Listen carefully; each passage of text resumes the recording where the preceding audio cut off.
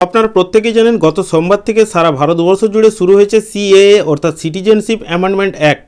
তবে সেই অ্যাক্টে ভারতীয় মুসলিম তথা বাইরের দেশের মুসলিমদের নিয়ে কোনো স্পষ্ট ধারণাই দেয়নি কেন্দ্র সরকার। আর সেই বিষয়ে ভারতীয় মুসলিম তথা বাইরের দেশের মুসলিমরা বিক্ষোভে নামার পর মুসলিমদের কী হবে সেই নিয়ে মুখ খুলল কেন্দ্র সরকার।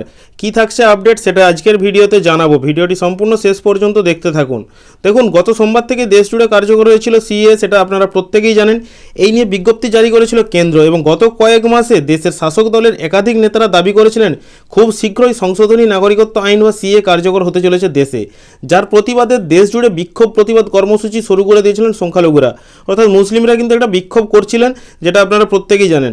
তবে সত্যি কি মুসলিমদের দুশ্চিন্তার কারণ রয়েছে? বিশেষ করে ভারতে বসবাসকারী মুসলিমদের কী হবে তা নিয়ে বিভিন্ন প্রশ্ন উঠতে শুরু করেছিল।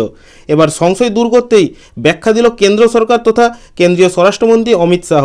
কেন্দ্রীয় সরকারের তরফে জানানো হয়েছে, নাগরিকত্ব সংশোধনী আইন বা সিএএতে মুসলিমদের স্বাধীনতা খর্ব করা হয়নি, তাদের কোনো সুযোগ সুবিধা থেকেও বঞ্চিত করা হবে না। শুধু বাংলাদেশ, পাকিস্তান কিংবা আফগানিস্তান নয়, কোনো প্রান্তের মুসলিমরাই ভারতীয় নাগরিকত্বের জন্য আবেদন করতে পারবেন।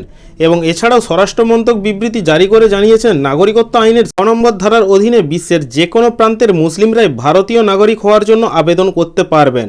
সিএএ চালু হওয়ায় দেশের 18 কোটি মুসলিমের উপর কোনো প্রভাব পড়বে না বলেই দাবি স্বরাষ্ট্র মন্ত্রকের। এদিকে বিরোধীদের অভিযোগ, এই নয়া আইন ধর্মীয় বিভেদ বাড়াবে। তবে সেই অভিযোগ মানতে নারাজ কেন্দ্রীয় স্বরাষ্ট্র মন্ত্রক।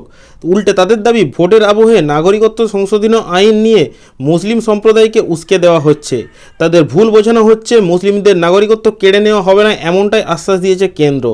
2019 সালের ডিসেম্বরে সংসদে সিএএ পাস হওয়া এবং রাষ্ট্রপতির সম্মতির পরই দেশের বিভিন্ন জায়গায় বিক্ষোভ শুরু হয়েছিল। 4 বছর পর গত সোমবার নাগরিকত্ব সংশোধনী আইন বা সিএএ কার্যকর করে কেন্দ্রীয় সরকার। কেন্দ্রের বিজ্ঞপ্তিতে জানানো হয়েছে, 2014 সালের 31শে ডিসেম্বরের আগে বাংলাদেশ, পাকিস্তান ও আফগানিস্তান থেকে যারা ভারতে এসেছেন তাদের নাগরিকত্ব দেওয়া হবে।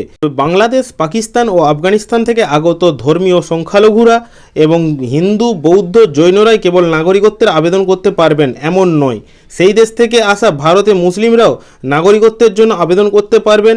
একই সঙ্গে এদেশের কোনো নাগরিককে নাগরিকত্বের প্রমাণ দেখাতে হবে না বলেও জানিয়েছে কেন্দ্র সরকার।